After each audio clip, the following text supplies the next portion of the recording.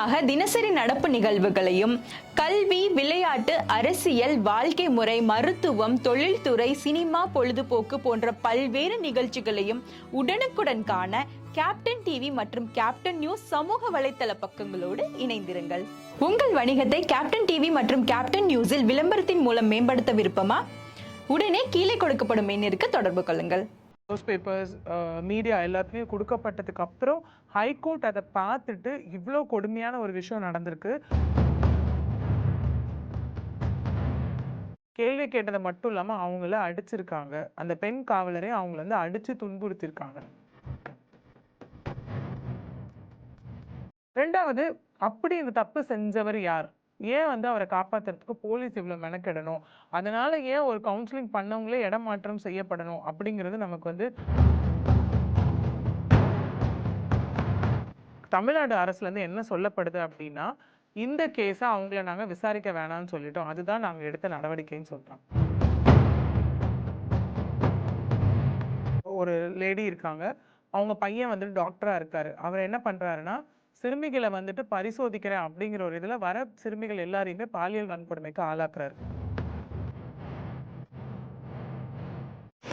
எல்லாருக்கும் வணக்கம். நான் அட்வொகேட் பிரியதர்ஷினி. இன்னைக்கு நம்ம பார்க்க போகிற விஷயம் என்ன அப்படின்னு பார்த்தோன்னா, அகெயின் ஒரு காவல் நிலையத்தை சார்ந்த ஒரு விஷயம். அப்புறம் ஹைகோர்ட் வந்துட்டு சூமோட்டோவாக எடுத்து விசாரித்த ஒரு கேஸை பற்றி தான் இன்றைக்கி நம்ம பார்க்க போகிறோம். ரீசெண்டாக நம்ம வந்துட்டு சோஷியல் மீடியா, பேப்பர் எல்லாத்துலேயுமே பார்த்த ஒரு விஷயமாக தான் அது இருக்குது. இந்த கேஸில் நம்ம வந்துட்டு போலீஸ் தென் கோர்ட்டோட பார்ட்டுக்கு முன்னாடியே மீடியாவோட ரோல் வந்து இந்த இடத்துல ஒரு பெரிய ரோல் ப்ளே பண்ணதுனால தான் இந்த விஷயம் வந்து இன்னைக்கு கோர்ட்டுக்கு வந்து, அது அக்டோபர் 1 கோர்ட்டில் வந்து சூமோட்டோ கேஸாக எடுக்கப்பட்டு இன்னைக்கு நமக்கு ஒரு விஷயங்கள், அதாவது ஒரு நடவடிக்கை எடுக்கக்கூடிய அளவுக்கு இதில் மெயின் ரோல் ப்ளே பண்ணது யார் அப்படின்னு பார்த்தோன்னா மீடியாவாக தான் இருக்கும். அதை நான் ஏன் சொல்கிறேன் அப்படின்னு நம்ம வந்துட்டு இந்த கேஸோட ரிலேட் பண்ணணும்னு நமக்கு புரியும்னு நான் நினைக்கிறேன். இந்த கேஸ் என்ன அப்படின்னா பார்த்தோன்னா, அண்ணாநகர் காவல் நிலையத்தில், அண்ணாநகர் மகளிர் காவல் நிலையத்தில் நடந்த ஒரு விஷயமா இது இருக்குது. கேஸ் எதை பற்றின கம்ப்ளைண்ட் கேஸ் அப்படின்னு பார்த்தோன்னா, ஒரு 10 வயது சிறுமி, அதாவது வந்து பாலியல் வன்கொடுமைக்கு ஆளாக்கப்பட்ட ஒரு சிறுமி. இது வந்து எப்போ நடக்குது அப்படின்னு பார்த்தோன்னா, ஆகஸ்ட் 2024 இந்த விஷயம் நடக்குது. ஆகஸ்ட்லேருந்து செப்டம்பர், அக்டோபர், அதான் இந்த பீரியட் வரைக்கும் எந்த ஒரு நடவடிக்கையுமே போலீஸ் சார்ந்து எடுக்காததுனால இந்த விஷயம் மீடியாவில் வந்து கொடுக்கப்பட்டது. அதாவது நியூஸ் பேப்பர்ஸ், மீடியா எல்லாத்துலேயும் கொடுக்கப்பட்டதுக்கு அப்புறம் ஹைகோர்ட் அதை பார்த்துட்டு இவ்வளோ கொடுமையான ஒரு விஷயம் நடந்திருக்கு, இதையே காவலர்கள், காவல் நிலையங்கள் ஏன் வந்துட்டு இதை சரியாக கையாளலை அப்படின்னு சொல்லிட்டு அவங்க வந்துட்டு சூமோட்டோவாக எடுத்து அக்டோபர் 1 வந்து ஜட்ஜ்மெண்ட் கொடுத்துருக்காங்க. அந்த ஜட்ஜ்மெண்ட்டில் என்ன சொல்லியிருக்காங்க அப்படின்னு பார்த்தோன்னா, காவல் நிலையங்கள் வந்துட்டு தமிழ்நாட்டில் இருக்க காவல் நிலையங்கள் வந்து செயல்படவே இல்லையா, இல்லை செயலிழந்து போச்சா அப்படிங்கிற ஒரு ஸ்டேட்மெண்ட்டை கொடுத்துட்டு, இந்த என்னென்ன நடந்ததோ அதை கேள்விப்பட்டு நாங்கள் ரொம்ப மன அதிருப்திக்கு ஆளானோம் அப்படிங்கிற ஒரு ஸ்டேட்மெண்ட்டை வந்து கொடுத்துருக்காங்க. சரி, இந்த ஸ்டேட்மெண்ட்டை இந்த வந்து ஒரு ஆர்டராக கொடுத்துருக்காங்க ஹைகோர்ட்டு. அப்படி அவங்க அதிருப்தி ஆகிற விஷயத்துக்கு காவல் நிலையத்தோட எஃபெக்டிவ்னஸ், ஒர்க்கிங்கே குவெஷன் பண்ணுற அளவுக்கு ஒரு விஷயம் நடந்ததுன்னா, அப்படி என்ன நடந்தது அப்படின்னு நம்ம பார்த்தோம் அப்படின்னா, அண்ணா நகரில், அதாவது அண்ணா நகர் ஏரியாவில் வந்துட்டு ஒரு 10 வயது சிறுமி வந்து பாலியல் வன்கொடுமைக்கு ஆளாக்கப்பட்டிருக்காங்க. அது எப்போ தெரிய வந்தது அப்படின்னா, அந்த சிறுமியோட பேரண்ட்ஸ் வந்து அவங்கள ஒரு ஹாஸ்பிட்டலுக்கு கூட்டிகிட்டு போகிறாங்க. அந்த ஹாஸ்பிட்டலுக்கு கூட்டிகிட்டு போகும்போது அந்த சிறுமியை பரிசோதித்த டாக்டர் என்ன சொல்லியிருக்காங்கன்னா, இந்த மாதிரி உங்கள் பொண்ணு வந்துட்டு பாலியல் வன்கொடுமைக்கு வந்து ஆளாக்கப்பட்டிருக்காங்க அப்படின்னு சொல்லும் போது தான் பேரண்ட்ஸ்க்கே அந்த விஷயம் வந்து தெரிய வருது. இது வந்து மொதல் கட்டம். இரண்டாவது கட்டமாக அந்த மருத்துவர்கள் என்ன பண்ணுறாங்க, அதாவது அண்ணா நகர் அந்த ஹாஸ்பிட்டலில் சேர்ந்த மருத்துவர்கள் என்ன பண்ணுறாங்க அப்படின்னா, அண்ணா நகர் மகளிர் காவல் நிலையத்துக்கு, ஏன்னா இது அகைன் மகளிர் காவல் நிலையம் தான் போகணும், பெண் சம்மந்தப்பட்ட ஒரு விஷயம், சிறுமி சம்மந்தப்பட்ட ஒரு விஷயம் அப்படிங்கிறதுனால மகளிர் காவல் நிலையத்துக்கு வந்துட்டு ஒரு இன்ஃபர்மேஷன் கொடுக்குறாங்க. இந்த மாதிரி ஒரு விஷயம் நடந்திருக்கு, 10 வயது சிறுமி வந்து பாலியல் வன்கொடுமைக்கு ஆளாக்கப்பட்டிருக்காங்க, இது வந்து ஆகஸ்ட் மாதம் நடக்குது, இந்த மாதிரி நடக்குதுன்னும் போது டைரெக்டாக கம்ப்ளைண்ட் வந்துட்டு அனைத்து மகளிர் காவல் நிலையம்க்கு போகுது, அண்ணா நகரில் போகுது. இது வந்து இரண்டாவது கட்டம். மூணாவது கட்டமாக என்ன நடக்குது அப்படின்னு பார்த்தோன்னா, அந்த மகளிர் காவல் நிலையம், அதாவது காவல் ஆய்வாளர், inspector of all women police station Raji அப்படிங்கிறவங்க என்ன பண்ணுறாங்கன்னா, அந்த சிறுமியோடைய பேரண்ட்ஸை வந்து கூப்பிடுறாங்க ஸ்டேஷனுக்கு. இந்த மாதிரி எங்களுக்கு ஹாஸ்பிட்டல்லேருந்து கம்ப்ளைண்ட் வந்திருக்கு, ஸோ நீங்கள் வரணும், என்கொயரி ப்ராசஸ் ஸ்டார்ட் பண்ண போகிறோம் அப்படின்னு சொல்லி கூப்பிடுறாங்க. இது வரைக்கும் ஓகே, அவங்களுக்கு தெரிய வந்தது, ஸ்டேஷனுக்கு போகிறாங்க, கம்ப்ளைண்ட் கொடுக்குறாங்க. இது வரைக்கும் ப்ராசஸ் கரெக்டாக போயிட்டுருக்கு. ஆனால் அந்த காவல் நிலையத்தில் தான் எல்லாருக்குமான ஒரு அதிர்ச்சி விஷயம் காத்துட்டு இருந்தது. என்ன அப்படின்னு பார்த்தோன்னா, இப்போ ஒரு கம்ப்ளைனண்ட் இருக்காங்க, அவங்க கொண்டு போய் ஒரு கம்ப்ளைண்ட் கொடுக்குறாங்க அப்படிங்கிற பட்சத்தில் அந்த கம்ப்ளைண்ட்டை ஃபுல்லாக விசாரிச்சுட்டு தான் யார் மேலே அவங்க கம்ப்ளைண்ட் கொடுக்குறாங்களோ அந்த பர்சனை என்கொயரிக்கு கூப்பிடுவாங்க. இதுதான் சிஸ்டமாக ஃபாலோ பண்ணிட்டு இருக்க ஒரு விஷயம். ஆனால் அன்னைக்கு காவல் நிலையத்தில் நடந்த ஒரு விஷயம், அதிர்ச்சி தரக்கூடிய ஒரு விஷயம் என்னன்னா, யார் அந்த தவறை செய்தாரோ, எந்த மனிதர் யார் வந்து அந்த அந்த சிறுமியை வந்து பாலியல் வன்கொடுமைக்கு ஆளாக்குனாரோ அவரை கூப்பிட்டுட்டு சேரில் உட்கார வச்சுட்டு, அதாவது போலீஸ் ஸ்டேஷன், அந்த ஆல் விமன் போலீஸ் ஸ்டேஷனோட இன்ஸ்பெக்டர் ராஜி என்கிற அந்த பெண் காவலர், அவரை கூப்பிட்டு ஸ்டேஷனில் உட்கார வச்சுட்டு இவங்களோட பேரண்ட்ஸை நிற்க வச்சு இவங்களை கேள்வி கேட்டிருக்காங்க. கேள்வி கேட்டதை மட்டும் இல்லாமல் அவங்கள அடிச்சிருக்காங்க. அந்த பெண் காவலரை அவங்கள வந்து அடித்து துன்புறுத்திருக்காங்க. எதற்காக அதை செஞ்சாங்க அப்படின்னு பார்த்தோன்னா, இந்த விஷயத்த நீங்கள் வெளியே சொல்லக்கூடாது, யார்கிட்டையும் சொன்னால் உங்களை உண்டு இல்லைன்னு ஆக்கிடுவேன், இந்த விஷயத்த நீங்கள் இதோட மறந்துடணும் அப்படின்னு சொல்லி அவங்கள வந்து ரொம்ப கடுமையாக தாக்கி அவங்கள அங்கேருந்து அனுப்பி விட்டுருக்காங்க. இதெல்லாம் யார் முன்னாடியே நடக்குது அப்படின்னா, யார் அந்த குற்றம் செய்தவராக கருதப்படுறாரோ அந்த பர்சன் முன்னாடியே வந்து பார்த்தோன்னா இந்த விஷயங்கள் வந்து இங்கே நடந்துட்டுருக்கு. ஓகே, இது இப்படியே நடக்குது. இதில் நம்ம எல்லாம் தெரிஞ்சுக்கக்கூடிய ஒரு விஷயம் என்ன அப்படின்னா, மக்களாகிய நமக்கு ஏதாவது ஒரு விஷயம் நடக்குதுன்னா இம்மீடியட்டாக நம்ம நாடுறது யாராக இருக்குன்னா காவல்துறையாக தான் இருக்கும். இந்த இடத்துல அந்த காவல்துறையோட பிரைமரி டியூட்டி என்ன அப்படின்னு பார்த்தோன்னா, மக்களாகிய எல்லாருக்கும் பாதுகாப்பு கொடுக்குற ஒரு விஷயமா தான் இருக்கும். ஆனால் இந்த கேஸில் என்ன நடக்குது அப்படின்னு பார்த்தீங்கன்னா, அந்த பெண்ணுக்கு நீதி வாங்கி கொடுக்க வேண்டிய ஒரு காவல்துறையே இதை வந்து அங்கே தவறிட்டு யார் அந்த கொடுமையை செஞ்சாங்களோ, வன்கொடுமையை செஞ்சாங்களோ அவருக்கே சப்போர்ட்டிவாக இந்த இடத்துல அவங்க பேரண்ட்ஸை அடித்து துன்புறுத்தி அவங்கள உண்மையை வெளியே சொல்லக்கூடாதுன்னு சொல்லியும் மிரட்டி அனுப்பின அந்த பெண் காவலர். அப்போ இது வந்து என்ன பார்த்தோன்னா, நம்ம அந்த காவல்துறை மேலே மக்களுக்கு இருக்க ஒரு நம்பிக்கையை போக்கும்படியான ஒரு செயல். இதனால தான் ஜட்ஜஸ் அந்த ஒரு கொஷனை வந்து எழுப்பியிருக்காங்க. என்ன கேட்டிருக்காங்கன்னா, காவல்துறை செயலிழந்து விட்டதா அப்படிங்கிற ஒரு கொஷின் கேட்டிருக்காங்க. இந்த ஒரு இன்சிடெண்ட்டை வச்சு ஓகே, ஒரு காவலர் இப்படி இருக்காங்கன்னா அப்போ மொத்த காவல்துறையும் இப்படி தான் இருக்குமா அப்படிங்கிற ஒரு கொஷனை வந்து ஜட்ஜஸ் எழுப்பினதுக்கான ரீசன் இதுவாக தான் இருக்கிறதா நம்ம பார்க்கப்படுகிறது. ஒன்று. ரெண்டாவது என்ன அப்படின்னு பார்த்தோன்னா, சரி அந்த பேரண்ட்ஸை வந்து அங்கேருந்து மிரட்டி அனுப்பிட்டாங்க. அவங்க என்ன பண்ணுறாங்கன்னா, மீடியாவை அப்ரோச் பண்ணி இந்த மாதிரி ஆகஸ்ட்லேருந்து அவங்க போராடுறாங்க. பெண்ணுக்கு வந்து தன்னுடைய பெண்ணுக்கு நீதி வாங்கி தரணும் அப்படின்னு வந்து அவங்க போராடுறாங்க. ஆகஸ்ட்லேருந்து தென் செப்டம்பர் இது எல்லாமே நடக்குது ஃபுல்லாக. இல்லைன்ற பட்சத்தில் இந்த விஷயம் வந்து மீடியாவுக்கு வருது, முதற்கட்டம். ரெண்டாவது என்ன அப்படின்னு பார்த்தீங்கன்னா, இது எதில் வருதுன்னா, போக்சோ ஆக்டில் வருது. That is prevention of crime against children in sexual offences. அந்த ஆக்ட் கீழே வருது. 2012 இந்த ஆக்டை கொண்டு வராங்க. அதில் என்ன சொல்லியிருக்காங்க அப்படின்னு பார்த்தோன்னா, யார் குற்றம் சாட்டப்பட்டாங்களோ அந்த பர்சனை இம்மீடியட்டாக அரெஸ்ட் பண்ணணும் அப்படின்னு சொல்லி தான் அந்த ஆக்ட் சொல்லுது. ஆனால் போலீஸ் அந்த விஷயத்த பண்ணவே இல்லை. இம்மீடியட்டாக என்கொயரி ப்ராசஸ் பண்ணணும், அதையும் இங்கே போலீஸ் பண்ணலை. மூணாவது, அந்த பெண்ணுக்கு தேவையான எல்லா medical first aid, medical treatments, then counselling எல்லாமே கொடுக்கணும். ஸோ இந்த இடத்துல என்ன நடக்குது அப்படின்னு பார்த்தீங்கன்னா, அந்த பெண், அதாவது அந்த சிறுமி வந்து கவுன்சிலிங்க்கு அதாவது வந்துட்டு சைக்கலாஜிக்கலாக அவங்க ரொம்ப அஃபெக்ட் ஆகிருக்காங்க. இனிமேல் அவங்க அதிலிருந்து ரொம்ப துன்பப்படக்கூடாது, மென்டல் ட்ராமா ஃபேஸ் பண்ணக்கூடாது அப்படிங்கிறதுக்காக அவங்கள வந்து ஒரு சைக்கலாஜிக்கல் கவுன்சிலிங்க்கு அனுப்புகிறாங்க. அனுப்பும் போது அந்த பெண்ணுக்கு அந்த கவுன்சிலிங் இது முடியுது, சிறுமிக்கு கவுன்சிலிங் செஷன்ஸ் எல்லாம் முடிஞ்சு அந்த கவுன்சிலர் வந்து ஒரு ரிப்போர்ட் ரெடி பண்ணுறாரு. ஆனால் இதுலேயும் ஒரு அதிருப்தியான விஷயம் என்னென்னு பார்த்தோன்னா, இம்மீடியட்டாக இந்த கவுன்சிலிங் செஷன் நடந்து முடிஞ்ச உடனே அந்த கவுன்சிலர் அந்த இடத்துலேருந்து வேறு இடத்துக்கு இடமாற்றம் செய்யப்படுறாங்க. இது எதனால் இருக்கும், ஏன் இருக்கும் அப்படின்னு நம்ம பார்த்தோம் அப்படின்னு இருக்குன்னா, மேபி 2 விஷயத்துக்காக இருக்கலாம். ஒன்று வந்துட்டு அவங்க எங்கே இந்த கவுன்சிலிங் பண்ணதுக்கான சரியான ரிப்போர்ட்டை கொடுத்துருவாங்களோ, ஏன்னா அந்த பெண் வந்து நிறைய விஷயத்த கவுன்சிலிங்கில் பேசியிருப்பாங்க. ஏன்னா இப்படி பண்ணாங்க, இதெல்லாம் பண்ணாங்க, இவர் பண்ணார் அப்படிங்கிறது எல்லாமே சொல்லியிருப்பாங்க. அது எல்லாமே அந்த கவுன்சிலிங் கொடுத்தவங்க வந்து ரிப்போர்ட்டாக எடுத்து அகைன் அவங்க ஸ்டேஷனுக்கோ கோர்ட்டுக்கோ அதை சப்மிட் பண்ணி ஆகணும். ஸோ எங்கே அவங்க அந்த உண்மையெல்லாம் சொல்லிட போகிறாங்க அப்படிங்கிறதுக்காக கூட அவங்க வந்து இடம் மாற்றப்பட்டிருக்கலாம். இப்போ கோர்ட் என்ன பண்ணியிருக்காங்கன்னா, அந்த சிறுமியை யார் கவுன்சிலிங் பண்ணாங்களோ அவங்களுக்கு ஒரு நோட்டீஸ் அனுப்பியிருக்காங்க. அதாவது கோர்ட்டில் அப்பியர் ஆக சொல்லி ஒரு நோட்டீஸ் போயிருக்கு. ஒன்று. ரெண்டாவது, அப்படி இந்த தப்பு செஞ்சவர் யார், ஏன் வந்து அவரை காப்பாற்றுறதுக்கு போலீஸ் இவ்வளோ மெனக்கெடணும், அதனால் ஏன் ஒரு கவுன்சிலிங் பண்ணவங்களே இடமாற்றம் செய்யப்படணும் அப்படிங்கிறது நமக்கு வந்து அடுத்த கேள்வியாக இருக்குது. இது வந்து இரண்டாவது. மூணாவது விஷயம் இதில் என்ன நம்ம பார்க்கணும் அப்படின்னா, அந்த ராஜி பெண் காவலர், அந்த ஆல் விமன் போலீஸ் ஸ்டேஷனோட பெண் காவல் ஆய்வாளர் இருக்காங்க இல்லையா, அவங்க வந்து ஒரு வீடியோ இது பண்ணுறாங்க. பெண்ணை வந்து நான் இப்படி, அந்த சிறுமியை வந்து இப்படிலாம் நான் விசாரணை பண்ணேன், இந்த விஷயம்லாம் பண்ணேன்னு சொல்லி அவங்க என்கொயரி ப்ராசஸ் இதெல்லாம் இருந்ததுன்னு சொல்லி அவங்க வந்து ஒரு வீடியோ எடுக்கிறாங்க. சரிங்களா, இந்த வீடியோ எடுத்து இந்த வீடியோ எல்லாமே வந்து ஆன்லைனில் அப்லோட் செய்யப்படுகிறது.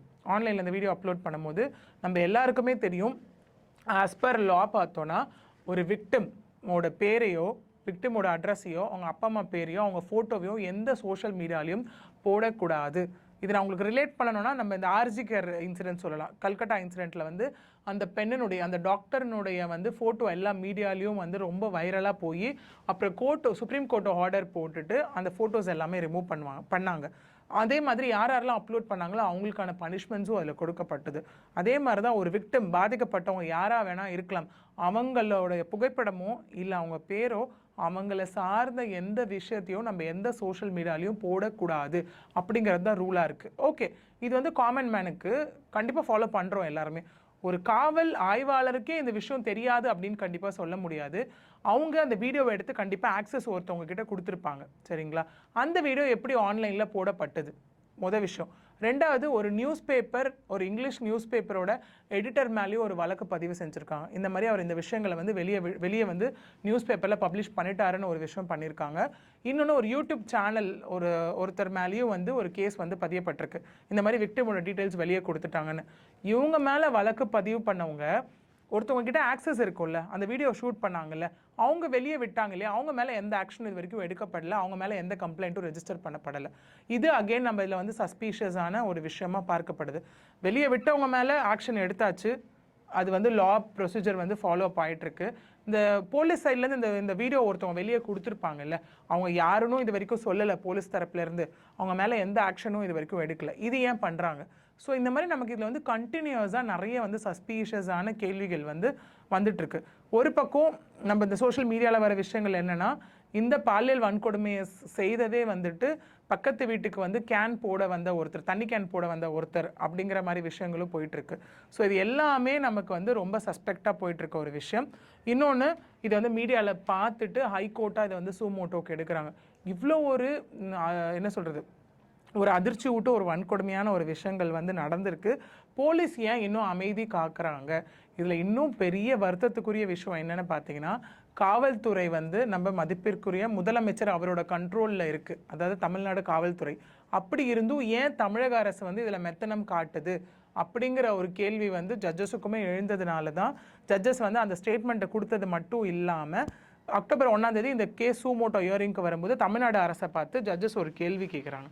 என்ன கேள்வி கேட்குறாங்கன்னா, இவ்வளோ விஷயங்கள் பண்ணாங்க இல்லையா, பேரண்ட்ஸை துன்புறுத்துனாங்க, இதில் ப்ராப்பராக என்கொயரி பண்ணாதான் இருக்காங்க இல்லையா, அந்த காவல் ஆய்வாளர் ராஜி மீது நீங்கள் என்ன நடவடிக்கை எடுத்தீங்க அப்படின்னு ஜட்ஜஸ் ஒரு கேள்வி கேட்குறாங்க. அதுக்கு தமிழ்நாடு அரசுலேருந்து என்ன சொல்லப்படுது அப்படின்னா, இந்த கேஸை அவங்கள நாங்கள் விசாரிக்க வேணாம்னு சொல்லிட்டோம், அதுதான் நாங்கள் எடுத்த நடவடிக்கைன்னு சொல்கிறாங்க. ஜட்ஜஸ் கேட்குறாங்க, இதுதான் நீங்கள் எடுத்த நடவடிக்கையா அப்படின்னு கேட்குறாங்க. ஏன்னா நமக்குமே இதில் நல்லா புரியுது, அவ்வளோ பேரண்ட்ஸை போட்டு அடித்து துன்புறுத்தி மிரட்டியிருக்காங்க. அதுக்கான ஒரு பனிஷ்மெண்ட், நீங்கள் அந்த கேஸை விசாரிக்காதீங்க, நாங்கள் வேறு யாரையாவது வச்சு விசாரிக்கிறோம், நீங்கள் ஓரமாக இருங்கன்னு சொல்கிறது தான் பனிஷ்மெண்ட்டா அப்படிங்கிறது நமக்குள்ளே வர ஒரு கேள்வியாக அந்த இடத்துல இருந்துகிட்ருக்கு. ஸோ இதில் வந்து நம்ம ஃபாலோடப்பாக பார்த்தோம் அப்படின்னா நமக்கு வந்து இவ்வளோ சஸ்பீஷியஸான ஒரு விஷயங்கள் வந்து இதில் வந்துட்டுருக்கு. காவல்துறை ஏன் வந்து இதில் மெத்தனம் காட்டுறாங்க, ஏன் ஒரு பெண் காவல் ஆய்வாளரே ஏன் வந்துட்டு தப்பு செய்த ஒருவரை வச்சுக்கிட்டு விக்டிமோட பேரண்ட்ஸை வந்து ஏன் மிரட்டணும், ரெண்டாவது விஷயம். மூணாவது, அந்த கவுன்சிலிங் கொடுத்த அந்த பர்சன் ஏன் வந்து வேறு இடத்துக்கு மாற்றப்பட்டாங்க, மூணாவது விஷயம். நாலாவது, ஏன் வந்துட்டு தமிழ்நாடு அரசு அந்த பெண் காவலர் மீது எந்த ஆக்ஷனும் எடுக்காமல் ஜஸ்ட்டு ஸ்டில் அந்த ஸ்டேஷன்லேயே அவங்கள வச்சு இந்த ஒரு பர்டிகுலர் கேஸ் மட்டும் நீங்கள் விசாரிக்காதீங்கன்னு ஏன் சொன்னாங்க. இந்த மாதிரி இந்த இன்சிடென்ட் தெரிஞ்சதுக்கப்புறம் நமக்குள்ளே வந்து பல கேள்விகள் வந்து நமக்கு வந்து ரைஸ் ஆகுது. இது ஒரு பக்கம் இருக்கட்டும். இன்னொரு பக்கம் பார்த்தோம் அப்படின்னா, ஹைகோர்ட்டில் என்ன சொல்லியிருக்காங்க, அந்த சூமோட்டா எடுக்கும்போது அக்டோபர் 1 ஜட்ஜஸ் என்ன சொல்லியிருக்காங்க பெஞ்ச் அப்படின்னா, எங்களுக்கு போலீஸுடைய செயல்கள் மிகவும் அதிருப்தி அளிப்பதாக இருப்பதால் இதை வந்து போலீஸ்கிட்ட இருந்து இந்த கேஸை நாங்கள் சிபிஐக்கு மாற்றுறோம், that is central agency, central bureau investigation அத்தாரிட்டிக்கு நாங்கள் கொடுக்குறோன்னு சொல்லி இந்த கேஸை போலீஸிடமிருந்து வாங்கி சிபிஐயிடம் ஒப்படைக்கப்பட்டது இந்த கேஸ். ஸோ இதுதான் இந்த கேஸில் இருக்க ஒரு விஷயங்க ஒன்று. சரி, இது நம்ம ஓகே நம்ம சொல்கிறோம், நம்ம நிறைய கேஸில் பார்க்குறோம். சில விஷயங்கள்லாம் பார்த்தீங்கன்னா போலீஸ் யாராவது அரெஸ்ட் பண்ணுவாங்க, ஃபாஸ்ட் ட்ராக் கோர்ட்டு கூட்டிகிட்டு போவாங்க, இம்மீடியட்டாக அவங்களுக்கான பனிஷ்மெண்ட்டை வாங்கி கொடுத்து உடனே வந்து அவங்கள ஜெயிலில் தூக்கி போடுவாங்க. இந்த மாதிரி விஷயங்களும் காவல்துறையால் செய்யப்படுகிறது. ஆனால் இந்த கேஸில் ஏன் வந்துட்டு இவ்வளோ மெத்தனமாக இருக்காங்க அப்படிங்கிறது ஒரு கொஷின் மார்க்கு. ஸோ இன்றைய காலகட்டத்தில் பார்த்தோம் அப்படின்னா மக்களுக்கு ரொம்ப பாதுகாப்பு கொடுக்க வேண்டிய காவல்துறையே ரொம்ப லத்தாஜிக்காக எந்த விஷயங்களும் பண்ணாமல் இருக்காங்க அப்படிங்கிறது தான் ஒரு கொஷின் மார்க்கு. இது நம்ம இன்னும் 2-3 கேஸோட கூட நம்ம ரிலேட் பண்ணலாம்னு நினைக்கிறேன். இப்போ ரீசெண்டாக பெண்களுக்கு அதிகமாகவோ இல்லை சிறுமிகளுக்கு அதிகமாகவோ நடக்கிற பாலியல் வன்கொடுமை வந்து ரொம்ப அதிகமாயிட்டே போகுது. அதுக்கு இன்சிடென்ட் சொல்லணும் அப்படின்னு பார்த்தீங்கன்னா, திருச்சியில் ஒரு இன்சிடென்ட் நடந்தது நமக்கு. அதாவது ஒரு காலேஜோட ப்ரொஃபஸராக இருக்காங்க, ஒரு லேடி இருக்காங்க, அவங்க பையன் வந்துட்டு டாக்டராக இருக்கார். அவர் என்ன பண்ணுறாருன்னா, சிறுமிகளை வந்துட்டு பரிசோதிக்கிறேன் அப்படிங்கிற ஒரு இதில் வர சிறுமிகள் எல்லாரையுமே பாலியல் வன்கொடுமைக்கு ஆளாக்குறாரு. இது ஒரு இன்சிடென்ட். இதுலேயும் போலீஸ் ஒன்றும் பெருசாக ஆக்ஷன் எடுத்த மாதிரி தெரியல. ஓகே, இன்னொரு இடத்துல பார்த்தீங்கன்னா ஒரு சிறுமி வந்துட்டு கூட்டு பாலியல் வன்கொடுமைக்கு வந்து ஆளாக்கப்படுறாங்க. சரிங்களா? அந்த இடத்துலையும் வந்து பெருசாக அதில் வந்து போலீஸ் எந்த ஆக்ஷனுமே எடுக்கல. இன்னும் சொல்லப்போனால் பொள்ளாச்சி இஷ்யூ, அது இன்னை வரைக்கும் இவ்வளோ எல்லாமே கரெக்டாக இருந்தும் ஏன் அதில் போலீஸ் ஆக்ஷன் எடுக்கலன்னு நமக்கு தெரியல. அதே சேம் இன்சிடெண்ட் தான் நமக்கு இந்த அண்ணா நகரில் அந்த சிறுமிக்கு நடந்த விஷயத்துலையும் வந்து நமக்கு தொடர்ச்சியாக பார்க்கக்கூடிய ஒரு அதிருப்தி ஊட்டும் ஒரு விஷயமா நடந்துட்டுருக்கு. ஸோ இனிமேல் நம்ம வெயிட் பண்ணி பார்க்க வேண்டிய விஷயம் என்னென்னா, இப்போது இது வந்து சிபிஐக்கு கைமாற்றப்பட்டிருக்கு. அவங்க அடுத்து எந்த மாதிரியெல்லாம் விசாரிக்க போகிறாங்க, என்ன பண்ண போகிறாங்க அப்படிங்கிறது ஒரு விஷயம். ரெண்டாவது, இந்த ஹைகோர்ட்டோ சூமோட்டோக்கு அப்புறம் அக்டோபர் 1ஆம் தேதிக்கு அப்புறம் அந்த கன்சர்ன் பர்சன் வந்து இப்போ அரெஸ்ட் பண்ணப்பட்டிருக்காரு. இதெல்லாம் எப்போ நடந்திருக்கணும் அப்படின்னா, இந்த பேரண்ட்ஸ் போய் கம்ப்ளைண்ட் கொடுத்து ஹாஸ்பிட்டல்லேருந்து இன்ஃபார்ம் பண்ணாங்க இல்லையா, அப்போவே நடந்திருக்க வேண்டிய இந்த விஷயங்கள் எல்லாம் அப்போது நடக்கலை. ஜட்ஜு ஒரு ஆர்டர் போட்டு போலீஸே சரியில்லை, போலீஸ் சிஸ்டமே சரியில்லை அப்படின்னு சொன்னதுக்கப்புறம் நடக்கிற ஒரு விஷயமா தான் இது வந்து பார்க்கப்படுது. இன்னொன்று என்ன அப்படின்னு பார்த்தோன்னா, இந்த கேஸில் எல்லாத்துலேயுமே பார்த்தீங்கன்னா பொதுவாகவே என்ன நடக்குதுன்னா, விக்டிம்ஸோட எந்த ஒரு ஐடென்டிட்டியும் நம்ம வெளியே ரிவீல் பண்ணக்கூடாது, கரெக்டு. ஆனால் போலீஸ் நிறைய கேஸில் என்ன பண்ணுறாங்க அப்படின்னா, யார் தப்பு பண்ணாங்களோ அவங்களையும் வெளியே காட்டுறதில்லை. ஏன்னா நம்ம நிறைய கேசஸில் பார்த்துருப்போம், அரெஸ்ட் பண்ணி கூட்டிகிட்டு போகும்போது ஃபேஸை கவர் பண்ணி கூட்டிகிட்டு போவாங்க, அவங்களோட ஃபோட்டோகிராஃப்ஸ் எங்கேயும் வெளியே வராதபடி பார்த்துப்பாங்க. அந்த விஷயங்களில் காட்டுற அக்கறை கூட போலீஸ் வந்துட்டு இந்த விக்டிம் சைடு காட்டுறதில்ல அப்படிங்கிறது தான் வந்துட்டு நம்ம ரெகுலராக வர ஒரு கேசஸில் வந்து நம்ம பார்க்கக்கூடிய ஒரு விஷயமா வந்து போயிட்டுருக்கு. ஸோ இந்த கேஸை பொறுத்த வரைக்கும் அண்ணா நகர் இந்த மகளிர் காவல் நிலையம் அந்த போலீஸ் பண்ண விஷயமாகட்டும், இல்லை அந்த கவுன்சிலரை வந்து அந்த இடத்துலேருந்து இன்னொரு இடத்துக்கு கவுன்சிலிங் கொடுத்தாங்க இல்லையா, அவங்க வந்து மாற்றப்பட்ட விஷயமாகட்டும், அடுத்தடுத்து சிபிஐ இதில் என்னென்ன மாதிரி கொண்டு வர போகிறாங்க அப்படிங்கிற விஷயங்கள் எல்லாமே நம்ம அடுத்தடுத்த அப்டேட்ஸில் என்னென்ன மாதிரி அவங்க வந்து என்கொயரி பண்ணி நமக்கு அடுத்தடுத்த விஷயங்கள் சொல்கிறாங்களோ நம்ம வெயிட் பண்ணி தான் பார்க்கணும். நன்றி.